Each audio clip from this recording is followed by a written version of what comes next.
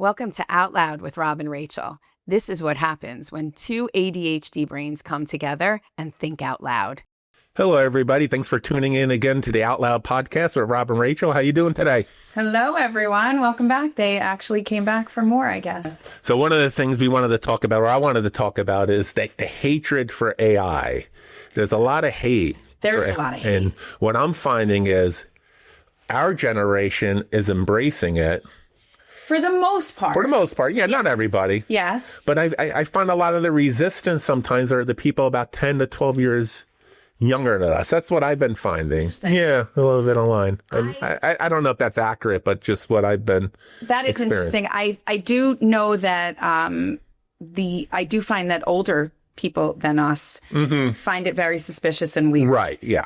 Can't really make sense. And rightfully so. Absolutely. Yeah. And when I'm talking AI about embracing it, by the way, or not, it's more of the text, not the deep fake videos. No, I know. It's the assistance that it can offer. Right. I mean, I have to tell you, as an educator, it's changed my life. Yeah, me and too. I honestly, I'm all about working smarter and not harder. So it has cut down my work in planning my lessons and my exams and formatting stuff like that so much. I mean, why would we ever go back to the days? Remember when we were younger and we used to have to go to the library with the microfiche and you would only be able to like photocopy the one page unless you had enough dimes? Yeah. So exactly. So part of my feeling with it is that, you know, just as a small business owner, it's always about adjust or fail. If you don't adjust, you're going to fail. So you have to be one of the first adapters to everything. And I look at it like, when people used to plow fields manually, could you imagine people saying, "Look at those tractors; they're lazy," you know, and they're not. And it's scary for me when people don't embrace technology. I'm thinking back now that you said that about the plows. Like, remember when you can't even call them cell phones anymore? They were like in a briefcase. Yeah. Car phones, they were called. Yep. They weren't even cell phones. Right, they were car car phones, and you came in like a briefcase, and you zipped it up, and it was attached to this suitcase thing, and the cord came out, and it was like a real phone in a briefcase. So, I mean, yes, like I would imagine there were people who were like, "What the hell is that? I'm not catching that thing around." Or even like people who, I mean, even my wife Gina, at one point, she would say, "I would never buy clothes online." Right. Then all of a sudden, it was this company Stitch, and every month you would get boxes. I love Stitch Fix. Right. Oh my God, it's the greatest thing. It used to get. They shop for me. I was like, I thought you would never buy clothes online, or it's easier, right? Or even emails. There's nothing like a letter. I know, that's gone. Yeah. You know, that is totally gone because I mailed my daughter's bat mitzvah invitations. Oh wow. Do you know that half of them never got to the people they needed to get to? Oh really? So where do they go? They're in United States Postal Service space somewhere. Yes. Oh wow. Or they came back to me months later. It's like you have to do both. Right. Email. So that's why I'm saying it's funny that people, like, you're right, people don't embrace it, but yet it becomes the better option usually than the thing that was in the past. So, but I understand that, like, so the people who often don't like AI, I understand why, because they're purists. Okay, so give me an example. An example would be because in my original career was a portrait photographer, right? Okay. So when we were one of the first creatives that got totally affected by technology, because when it went digital. Right. So during the film days, you really had to understand photography. You had to understand lighting, because once you clicked it, you had to understand how that picture was going to look before the picture came out. And then when digital came out, I was one of the first adopters. You were? Yeah, I was one of the first adopters. Not because of me. Somebody, my mentor at the time, who was much older than me, started making the switch, and I trusted him enough to do it. But I didn't like it because I felt like, because I was a purist, there was something about really understanding photography, making the magic happen in the dark room. Did you think it was cheating? Like, did you almost look at it like it was like a cheating kind of thing? No, I just didn't like other people could do what I could do easily, when it was more of a frustration thing that here, and I'm sure that's why, you know, a lot of people feel that way about what I'm doing. Eyes on EB, a pure journalist who is really, I'm able to do it part-time and get the information and have some assistance and help me speed. I could never do what I'm doing if it wasn't for AI. So you think that the authenticity factor is one of the things that people don't like about it? Is that what I'm hearing? I think that, but I think there's just purists. They just really like the artisan part of things, right? It's just so when it's yes, and I actually can understand that. And when I'm one of those educators. I'm going to speak from my how AI fits into my world, right? As an educator and as a college professor, I teach my students how to use AI, right? Because why wouldn't you? And I think that's what people's missing, but go on. Yeah, they're missing how to use it properly. I mean. Yeah, and I cannot take credit for that shift in embracing it and then teaching the right way. I actually worked with a guy. I taught with a guy, and he was a really young teacher. Very cool, very, with it, very innovative thinking, forward thinking, used a million different tactics that, really a new teacher, who has that kind of energy would come in with. And, he would do lessons and he would purposely make his kids use AI. Right. And he would say to them, I'm going to make you use AI in this way so that you learn how to use it and not abuse it. Right. And that was the difference. And I think that's what I try to do with my students is I say to them, use it, but don't allow it to ever steal your creativity. So I can understand why the purists would be put off by that aspect of it. And a lot of the purists, that's their field. Right. Photographer was a field. But I could tell you the amazing thing out of what it came out of photography, there was a lot of, and I think the same's going to happen with the AI. It's a very similar major transition that had happened overnight. So in photography, what happened was there were many photographers that I was friends with, like in the Deal area, Allenhurst area, that back then we're getting about $15,000 a wedding. That exists in that area, getting a Rumson in the Spring Lake. That wasn't that unusual. And then they were more of a photojournalistic type, excellent photographers, great storefronts. And they didn't make a couple of them didn't make the adjustment. And then what happened was a lot of the younger photographers who never would have gotten into photography started getting into photography, and they were very talented. So they were almost able to skip the line of learning, because earning your stripes, right? Well, a little bit, because you with digital you're able to learn faster. I'm able to take a picture with lighting and see if it's good or bad instead of instead of sending it out to film and a week later. So their learning capabilities happen overnight, and these guys were still shooting film. So in a $15,000 wedding, it costs so much for them to shoot that wedding that it would cost like $3,000 in film processing alone.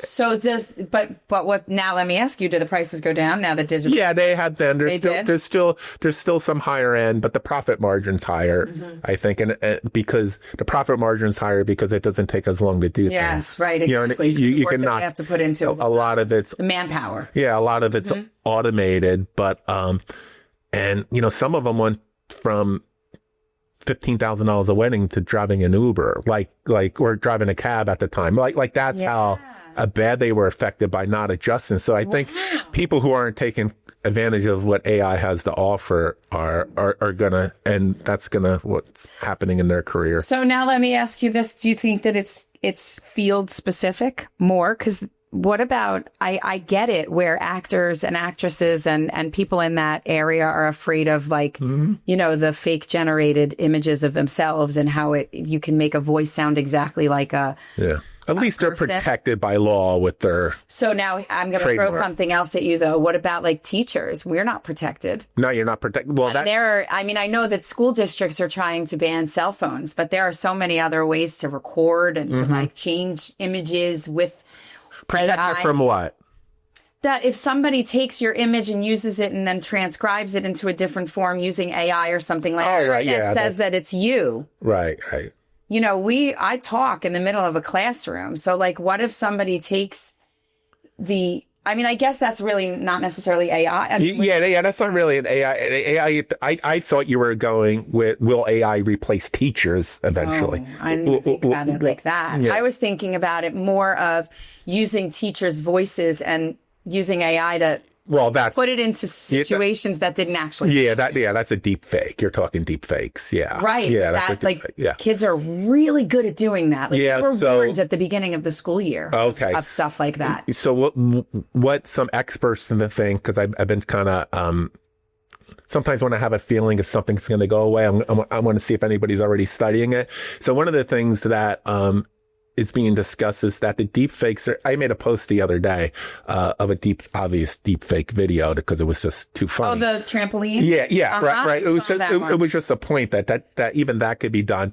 But what's happening is what a lot of experts believe that's going to happen is that the deep fakes are going to get so good that people are going to actually avoid social media because they're not going to know what's true or not. So you're going to be able to have like Andrew Cooper, who's the dude on CNN that you like? Anderson Cooper on. Of him. And where there's a video of him talking, you're not going to be able to tell if it's fake. That's what I mean. That's a scary thing. So that I understand why people are afraid of AI when it comes to that. That's what I'm saying. Yeah. The deep fakes, right. It's a scary thing. But they actually believe that it's going to hurt social media because you're not going to know what's true or not. And even now, for some reason, Facebook is having a hard time detecting what's AI and what's not. And it's at the beginning phases. And that might actually be a good thing.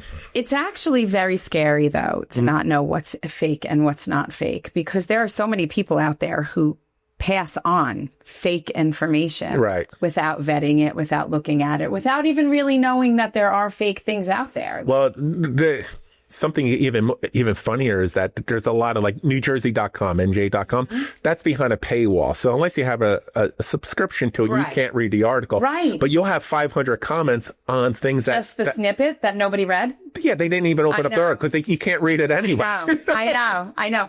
There's another newspaper up in Hudson County where a lot of people will share things on the Facebook pages that for like where I teach, and I'll go to click on it and it's the same thing where you have to end it, but yet they're same thing, millions of comments. People all know what it says, even though they don't. And I could tell you what happened with digital photography. And I think the same thing with AI. So whether if you're a journalist now or photographers back then, what it did was first it created amazing photographers that never would have existed, because photography back then used to be 90% male because the equipment was so heavy. Absolutely. And there's no way 100-pound woman's going to carry a wedding thing for it was difficult for me, right? So now it's probably, I don't know, 60% women. Like it totally switched. Most photographers seem to be women now, right? So it opened up a whole new field.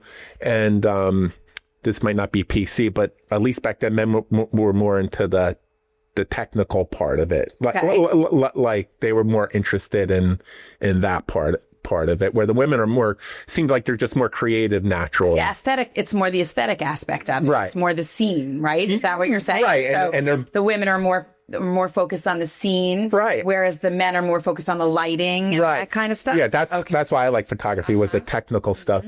But photography is more about the scene now because you don't have to worry about the technical stuff as much. So it lends it more to. So that's funny because we're looking, for the people, we're looking for something. We both have an image of what we want behind us, and we've been looking at it, and you sent me to that prop. Yeah. I mean, that's a rabbit hole. Yeah, I know. Wow. There's some crazy props that people use for these pictures. Yeah. It is very much about the aesthetic. Yeah, it's about the aesthetic. So it opened up a whole new career for women. You know what I mean? Like that never really existed before. But,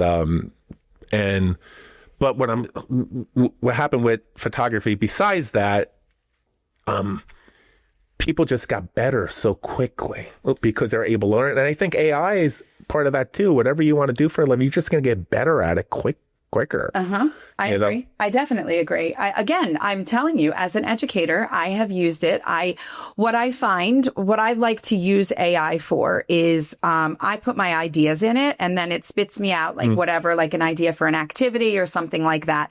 And then I'll take pieces of that and I'll ask it again. Right. So I try to tailor it with my creativity using a little bit of what they've given, right? So it's I mean, I like to say it's both. It's a little of mine and a little bit of, what they give to, to help me out. But I find it really helpful. Last week, I showed Rachel how my thought process when I use AI, like I was trying to, I wanted to write about something and I wanted to see if I was making sense and if other people were studying it. And it was just like this full friggin' conversation. And it was just unbelievable. A lot of people don't realize you use AI also as an assistant. Absolutely. Right? Like when somebody writes a book, they're not editing the book. Right. Right. They're writing a book and they hand it off. So it levels the playing field. It definitely does. You don't need a big budget to do big things anymore. Absolutely. And, it'll help you. But then let me ask you so I'm going to go back to the authenticity part of it as an educator, right? Because as a college educator. Yeah.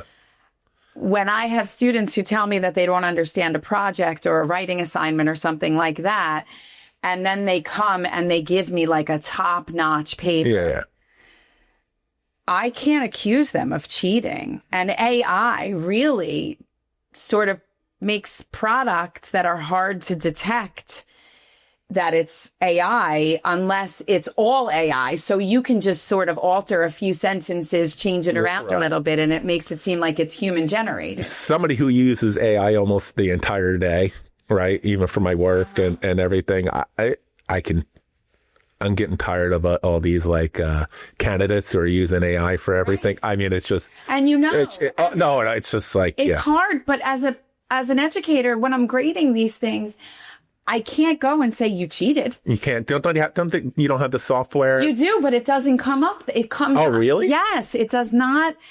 Yes, I have used it, and I've even put it back into AI to find out whether or not an AI, because it'll say to me, could be. Okay. Could be could. I've only used the software as a trial thing. Could be whatever.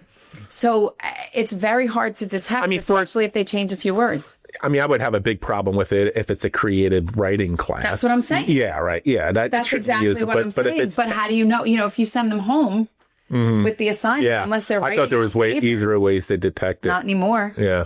That is where the software, the detection software, is not catching up, is not as fast as the AI generating software. What age do you think you should introduce AI as an educator in school? As an educator, I mean... and how? What's... That's an interesting question. Yeah. I would have to think about that for a second. Give me a second. So at what age? I mean, I think now that it's here to stay, right? So it's not going anywhere. I think that if the earlier you introduce it, I believe the less of a stigma there is on it. And I think the more responsibly people may use it. Does that make sense at all? I love that answer. I really do. I believe that it's all, it's not going anywhere. I'm going to give you a really wacky ADHD comparison, okay? Because this is where my head went. That to me, introducing it in a responsible way so that it sort of is used a little bit along the way. It's almost like, and there are a lot of people who are going to come at me for this, but it's almost like when your teenager wants to drink and you allow them to taste the alcohol in your safe space, right? In your environment before they, fly the coop and then go batshit crazy, when you can't help protect them and regulate it and make sure that if they're throwing up, that you're holding their hand and all of those things and they're not driving. And I feel like the more you allow that learning curve earlier on, by the time they're on their own and they're flying, the novelty's worn off, right? So they don't want to abuse it. Again, that's not for every, I know that's not a clinical, and nobody come at me for saying that, but I do sort of compare that. If you take that, the factor, the wow factor, the, oh my God, the, it's taboo factor away from AI, people won't care so much about it. Right. No, I so agree. That's my answer. I think the earlier you do it in the appropriate way, all right. the age appropriate way. Not to write articles exactly. for you. But teach it to make flashcards for you. Exactly. Like my son's doing college. Perfect. Yes. They use my, because I had the paid ChatGPT. So do I. So I see what they're doing because they want to use mine. Yeah. And they're study guides, flashcards. It's like unbelievable. I use rubrics for my scoring of my assignments all the time. I'm a big rubric person so that my students know exactly what I'm breaking their scores down for. 3-4 years ago, do you know how long it takes you to generate a rubric? Like, it's so annoying. And the formatting and the typing and then the putting it in a table and all of that stuff. And you have to, it's almost like backwards planning. And now I take my assignments and whatever activity, and I'm saying, produce a rubric, a 20-point rubric for this. And it literally comes out in 5 seconds. And that is like almost like a 2-hour task that is done for me in 5 minutes. And you can do more, but you can do more for your students and your family. So exactly. Right, so that's why I'm saying I do believe that there is a very, very valuable aspect to it as long as it's used appropriately. I don't think I could live without it at this point. Yeah, I don't think I could either. Yeah, like it would be very difficult. So that's interesting. So I'm going to now ask you, I'm going to throw back a little bit. Let's go back memory lane. What is a tech thing that we couldn't live without, that you couldn't live without back then? Oh, back then. Yes. If AI is something right now that you feel as though you can't live without right now in 2020. What year? Okay, so we graduated in 1990. So let's say freshman year of high school. So the internet was just starting, right? Kind of 86. Thing. I was a late on that. Yeah, internet wasn't even starting because when I started college, we didn't even have computers yet. You had computers in a computer lab. I think AOL was around 88, 89. But did you really have it in your house? No, right? You didn't have it. Nobody had it in their house. I didn't have it until 95. Right. But yeah. How did you know exactly what year you had AOL? Or no, I just remember from the AOL chat rooms when they started. You knew the year? Yeah, about 95. Yeah, about 90. Okay. Well, because I know when I started dating. Yes. And got engaged. So I can tell you. Okay, 95. So how old were we in 95? 23? Yeah. Yeah, about that. So I think I might have had it around. I must have had it at the same time too. Yeah. Because I had a roommate. We were living in South River. And I remember that we had one computer in our house in the living room. And you would hear the bzzz, you've got, whatever that was. You've got mail. I mean, what technology was that? Beepers. Oh, yeah. Yeah, beepers. I had the message one where you can send messages. Yeah, I never had any. Like actual, not just the number, the actual. Yeah, but it was like one line, right? Yeah, it was one line. How did you do that? Yeah, so you would. Was it on the dial? No, you would call. You would have to. Somebody would have to make a phone call, and he said, "I would like to send a message to this person. What's the message?" And they would, I think, manually type it in, and then you would get it. I had friends that worked for a beeper company, so I always had the. But I never had a beeper. Yeah, but I don't think I really needed a beeper. I don't think there was really anything that. Did you have a phone? Your own phone? No. Oh. Like your own line? Yeah, I always had my own line. Yeah. Well, that's not true. I shared with my sister. My sister had it first. Yeah. My poor brother never had his own line. Yeah. I think. No. Yeah, I definitely had my own line at 20. Yeah, I always had some type of business too. So. We had like a phantom line, the second line in my house. Okay. Before call waiting. Right. I don't even know how this was like, I don't know how it happened. Like my dad was really good with this. Are the kind of things that I wish I could ask him. Like, how did that work out? And how'd you even know about it? We had a second line that if somebody was on the first line, it automatically I remember rang. That. Yeah, we had that. No, but the second line was not published. Right. We never gave out the number. So you never really got a busy signal from our home phone number. Right. Yeah, we had that. My phone line, you did, and we would get the emergency. You remember your phone number? 100%, 254-4283 was my bedroom phone number. Right. My house phone number was 254-8853, and the phantom line was 254-8880. 2510607. A lot of zeros. That was a pain with the rotary days. That is a bad one for the rotary phone. You made a mistake. You were starting all over. I think it's CVS on Ruse Lane when I when you have to pull up like your phone number. It's my old landline from. That's so funny. that I don't have anymore. My landline also, and I actually just like 3 weeks ago changed it. I said, is there a way to change it because I haven't had that line, and I probably somebody else's phone number now. So, what would you say to anybody who's anti-AI? I would say if anybody's anti-AI. I'm a very big believer in a growth mindset. Mm-hmm. So I would say, open your mind. Mm-hmm.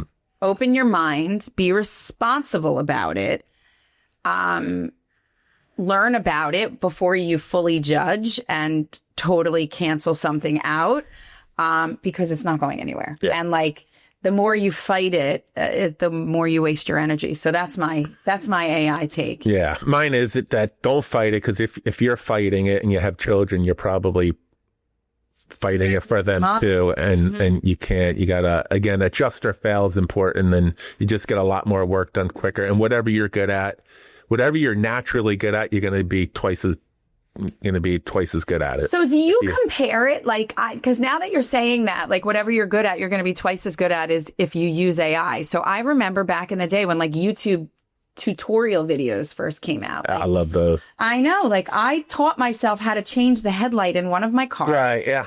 I taught myself how to change, like, how to wire, like, I mean, I taught myself how to build pantry shelves. Yeah, me like, too. Yeah. All of that stuff. Yeah. So I think about it like that too. Like, what if people fought that and thought that was cheating? Right. Like, what should I have sat there and gone, you know, with a fine-tooth comb over the written instructions rather than watching somebody do it for me? Yeah, AI was, I think the reason why people have an issue with AI, it was the first technological advance that really changed, like, the internet. That it just put things upside down. Like I think it's, yes, I do agree.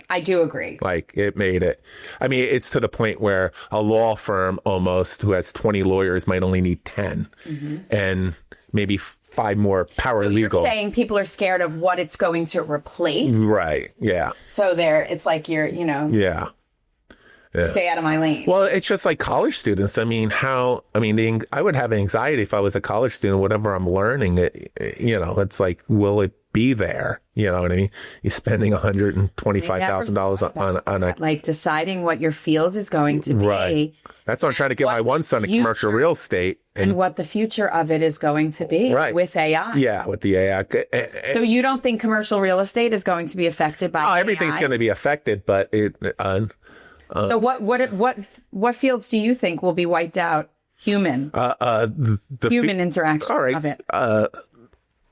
Not wiped out, but reduced as far as getting the same amount of work done with less people. Field? The people who are making the most money. It's not the creatives. It's the doctors. It's the lawyers. It's the surgeons. They already have robotic surgery. Somebody in China can do a surgery for you in St. Peter's Hospital. So, it's so people who make the most money. Okay, so now I listen to, I don't think you listen to Not Today, Pal, right? I love Not Today, Pal with the Meadow Soprano and... Oh, no, I did. I didn't know that was the name of it. Not Today, Pal, yeah, with Robert Eiler and Jamie Lynn Stigler. I think Stigler, whatever. Yeah, something like that. Name. I love it. And I think they're so funny. And they're so different. Right. But we were talking about, like, brother-sister relationship. They have a very brother-sister relationship. It's really nice.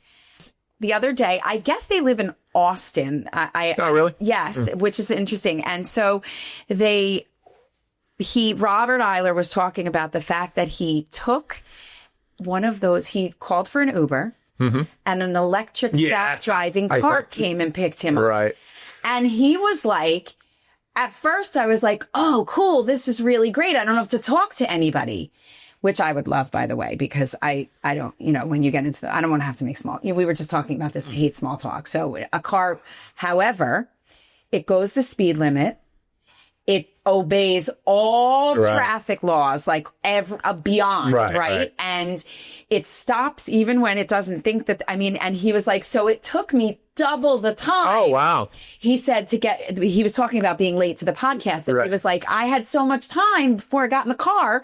And then I get in the car and I'm thinking it's great. And it took me double the time because normally a car, a person would, run. Exactly. Yeah. And she said, you would never catch me dead in a self-driving car. And I have to tell you, I agree. You're going to do it though, just like Gina never buy clothes online 10 years ago. She was a never, and I have learned in my 53 years to never say never because I've never said never, and I've said never before and had to eat my words. But I would have a hard time with that. I do. I really think that would make me uncomfortable. Yeah. I like a whole ride. Like, there's a guy who teaches he doesn't teach in my school, but he's in the school that we share a parking lot, and he has his car. So he's the only person who can park in this one spot because it's against the chain link fence. He self-parks the car. He gets out of it, and the car drives. Yeah. So it's a Hyundai, and it can pull out and do all that. That's cool. That I'm okay with. Yeah, that's so fun. I am okay. And I think it's really funny, and we're going to talk a little bit about dating.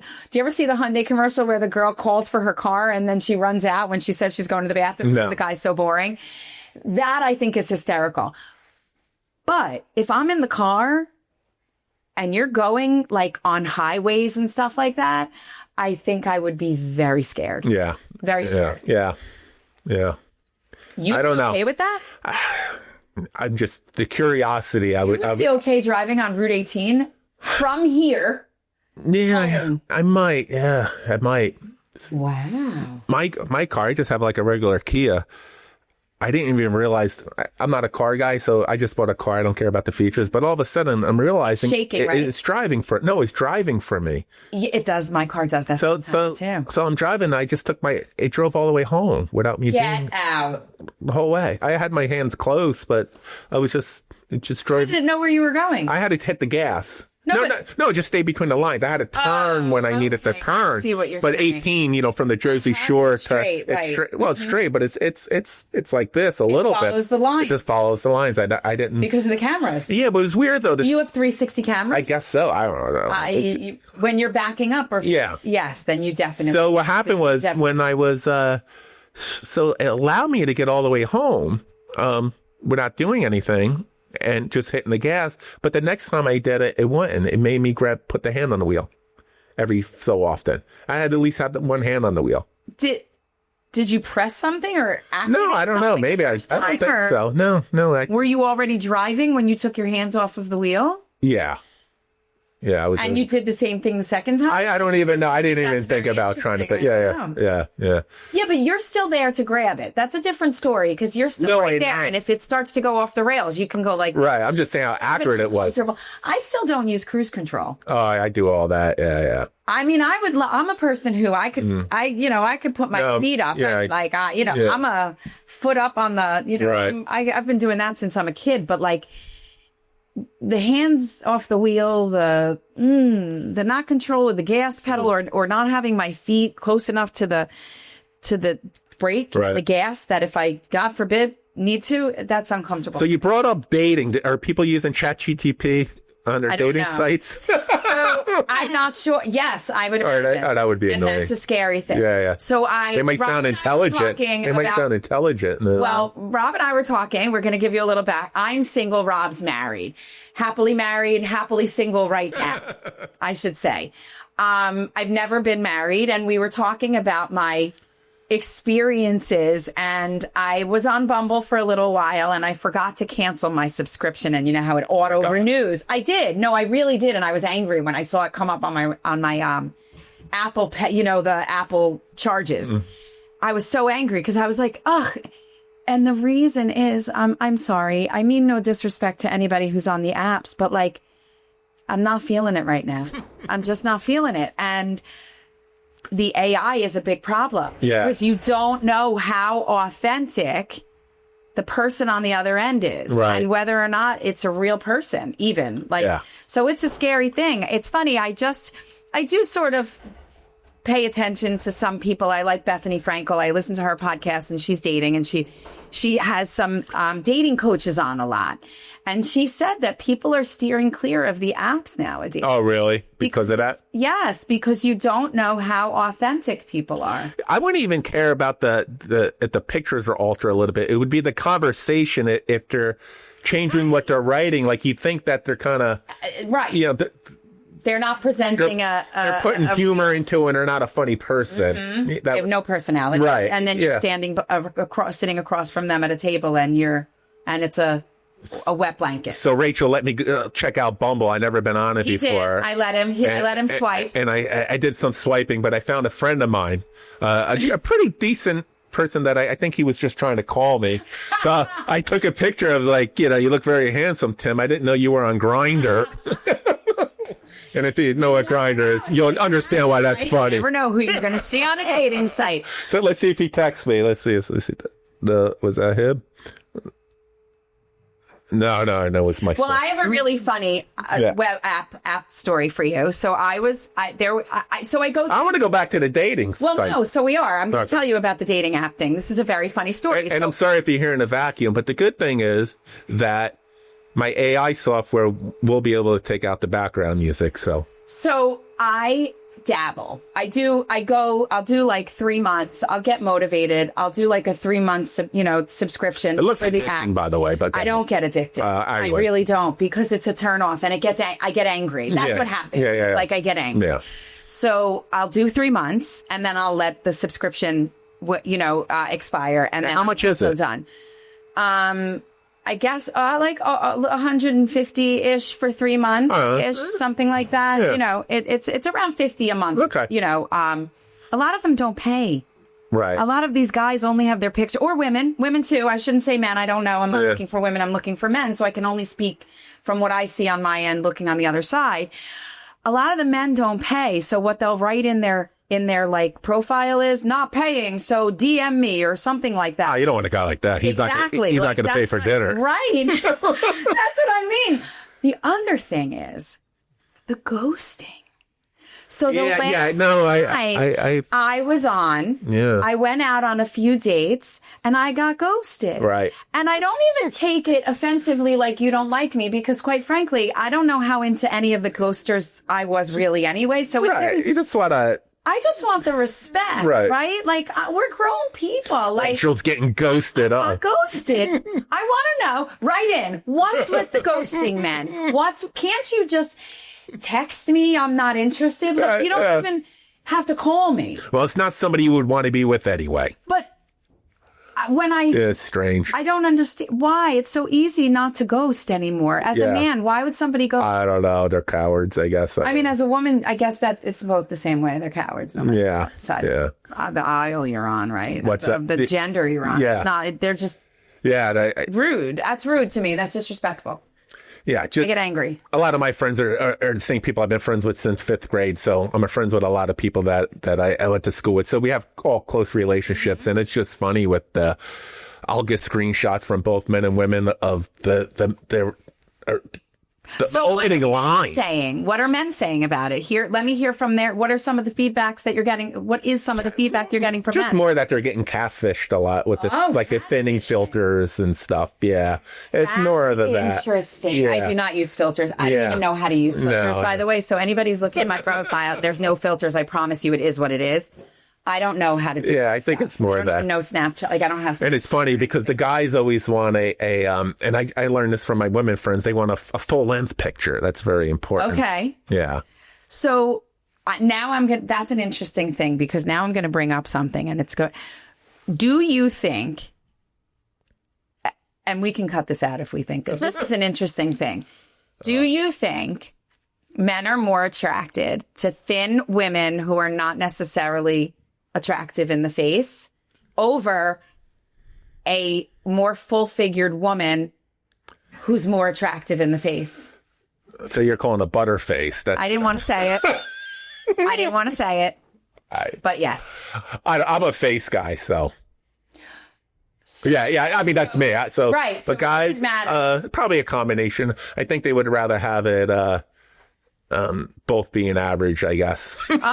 You're playing it safe. No, it's not safe. I think that's what it is. I mean, so I think for some men, depending upon what their lifestyle is. Okay. Well, that's different. I'm not talking about lifestyle. If you're fit and you want somebody else who's going to be working out with you and like have interests that are like that. I mean, are there a lot of fit people to choose from anyway? I mean, on both sides? I think there are. Are there? You really? I mean, yeah. Yeah, there are. I mean, when I walk around just in society, there's very few people that say, wow, that person's in great shape. I mean, fit, I mean, like, I'm not fit. I'm just like a regular, right. You know. Right. Yeah. Like, I'm not. But I guess we might be considered fit in some aspect, or I might be considered fit in some aspect. Yeah. I mean, I guess I would be too. I like yoga. Like, I do things. I'm not running a marathon. Yeah.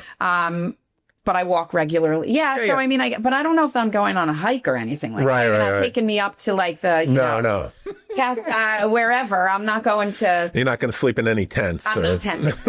No, I am not tenting it. Never. That is not me. Yeah, I'm afraid. I'm bears, all that kind of stuff. It's not the tent part of it, actually. Yeah, for me, everything that's outside. Yeah, me too. All right. Then I can't hook you up with my friend Tim then, who's on the dating site. No. Sorry. He's a tenter. Sorry, Tim. Tim, sorry. But I wish you the best. I really do. Yeah. It's hard out there. It's really not easy out there. No. I find that the men that I've dated, and again, I'm going to clarify it, the men that I've dated, not a ton, but the men that I've dated have a hard time juggling their personal lives if they've been divorced, kids, even if the kids are older, by the way, and like out of the house. It's like interesting. And the dating world. Right.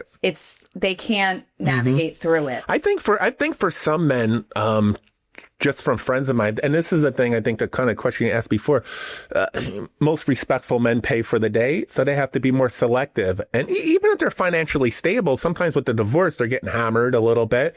So it's like $150, and they're more likely. You're talking more the money aspect of it. Right. I'm talking more the scheduling aspect of it. That's what I'm talking. You sure you're not mixing the two up? Yeah. They're using one excuse over another? So they're looking for a secretary? What do you mean? Like they can't get out of their, but again, I mean, yeah, they're like, let's get together, I don't know when I'll be able to get together, or, I have this, that, and the other, and then like, you'll see social media pictures and they're like at a concert or like all of those things. And I'm kind of like, I work 3 jobs. Like, all right. If I can find time, if I want to. Right. So if you don't want to, that's just totally fine, right? Like, you don't want to. Right. I get it. There's a difference. Mm-hmm. But don't tell me you can't find time. Like, that's what I'm saying. Okay. Like, the dishonesty about it. Right. Like, the not straightforwardness. Like, the lack of straightforwardness in that. And then, like, why'd you go out on the dating? Like, then why were you there in the first place? Right. Like, what do you mean you can't find time? What did you think we were doing? Yeah. Where did you think we were going? Like, that's what I mean. What percentage of normal guys are normal? Like, is it 1 out of 20? I mean, normal. I would say 1 out of 20. That would. But what constitutes normal? Normal would be a question that's not like a question you would ask when you're just meeting somebody. Like, because I get screenshots of some of these questions the guys are asking. The what have you? It's outrageous. So okay. And I went on a date. Rachel, ready for this? Yeah. I went on a date a couple of years, 2 summers ago. Was it? Yeah, it might have been 2 summers ago. And he was a very nice person. And then the date was going nicely. And I probably would have gone out on a second date with him up to this point. Mm-hmm. And then he leaned over the table. We met for lunch. I have certain rules. Yeah. There are certain guidelines. Like, it has to be quick the first time. Like, because if I need to get out of Dodge, like, right. When I was younger, I did those, like, you build it up and you meet this guy and you talk online forever and you think you're in love with him. And then you meet him and you created this whole day long date and you want to get out of there in 5 minutes and you can't. So I've been there, done that. I made sure there are boundaries. Right. And so it's a quick one. So this was lunch and we were having a nice time. And I thought, okay, it's great. We're going to leave. Maybe we'll have a second date. And he leans over to the table and he goes to me, my therapist told me. So already I'm like, that I should be straightforward when I feel something. I should be open and honest with you. God. And I think that this is going really well. And I really, really like you. Oh my God. I'm so embarrassed. You're embarrassed? I'm embarrassed. So I actually feel embarrassed. I looked at him and I said, thank you so much. I really appreciate that. But I'm just getting my feet wet. Like, right. I'm not there yet. And, baby steps. That's what I said. I was like, he was like, yeah, no, totally. Baby steps. Absolutely. And so right then and there, I knew, like, we were totally not on the same page. Like, he's stalker. Like, I don't want to say stalker material, but like all in right away. I'm not. How is like the Facebook world for single people? I don't know, because I don't use Facebook for that. Like, I can't. No, not Facebook dating sites. Just, there's a network of people out there. I've never, ever had that. You never shot your shot? Never did. Really? No. Oh, my God. I told you, I don't have game. Oh, my God. I'm going to say it on social media. I don't have game. Really? I don't know how to flirt, and it's very difficult for me, I think, to... Because you're not a small talk person either. Yeah. So I think that it's hard for me to know when somebody else is flirting with me. Oh, that's so fun. At times, unless it's absolutely outwardly obvious. But I have a hard time. Why don't you go like East Brunswick helping each other with 15,000 people and say, does any man want to go on a date tonight? Absolutely not. See, I would do that. Yeah, but It's just funny. I know. Then I don't see, but I'm so, kidding. But that's the other thing that's funny, because we're talking about this right now on our podcast, but I'm very private, when it comes to stuff like that. And a woman has to, I also be more careful. Well, and I also purposely did not date until my kids were a certain age. That was another thing, because I was not bringing strange men into my house. I made a conscious decision. But I have 2 girls. I'm just surprised because with other female single friends, how many guys don't shoot their shot? Yeah. The only ones that really shoot their shot are usually married guys, they tell me. I guess. I don't. No, I haven't. They're not afraid of rejection. I haven't. I guess not, because they have something to fall back on, right? Yeah, it amazes me what happens in the world. See, I don't even know about that stuff. So the things that I'm made aware of that go on are absolutely shocking to me. 100% shocking to me. We just had a very interesting conversation a little while ago. We won't share it on here, but it would definitely open my eyes to a world that I was not. Old school East Brunswick. Old school. From back in the day. Yeah, the 90s. But nobody on Facebook has ever, I've never, nobody's ever, slid into my DMs? Yeah. Is that what the expression that the kids use? Or if you slid into anybody's DMs. No, because I don't have game. Yeah, that's weird. I wouldn't know what to say. Because it's an easy thing, because you know who you align with certain, philosophies in life. And over time, you can really... understand who somebody really is. Because I think maybe it's that I'm afraid. Maybe I'm afraid of rejection. Yeah, maybe I'm afraid of that they're going to say no, which is interesting because I'm very confident in other areas. Yeah. But I don't know. That's an interesting. Therapy session. But not even a flirting thing. Just being curious about somebody,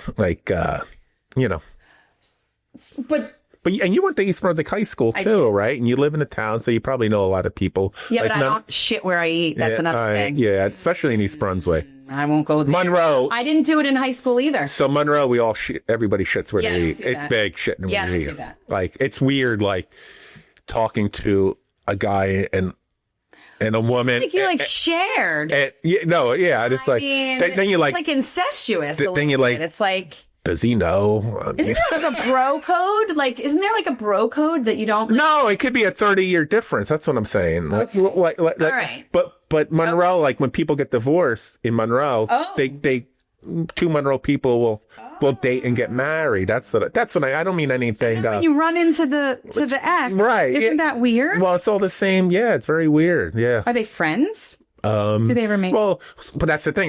We're all friends. So they remain friends? Do the couples? Oh, I don't know. I don't know about that, but I see it's like, these 2 people are dating together, and it's all Facebook stuff. It's all.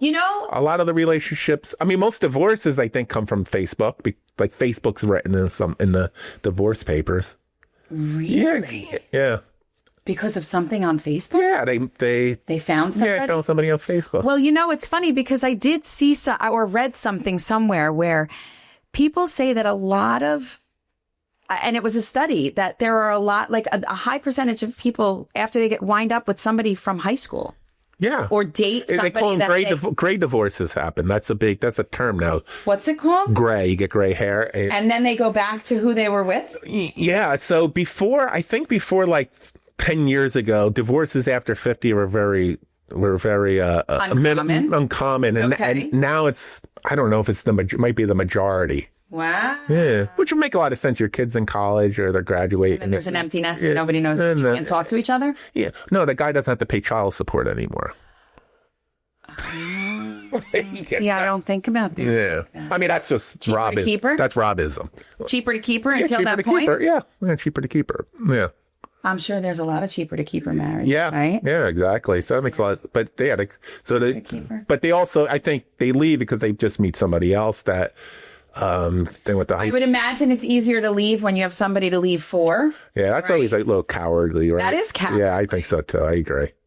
But I find it hard to have these conversations only because I don't have a frame of reference. So I feel like, who the hell am I to even say these kinds of things? Yeah. Coming from not being married. No, I think, you know what I mean? I would say that's cowardly. Okay. Yeah, it's easy to leave when you have, I mean, it's.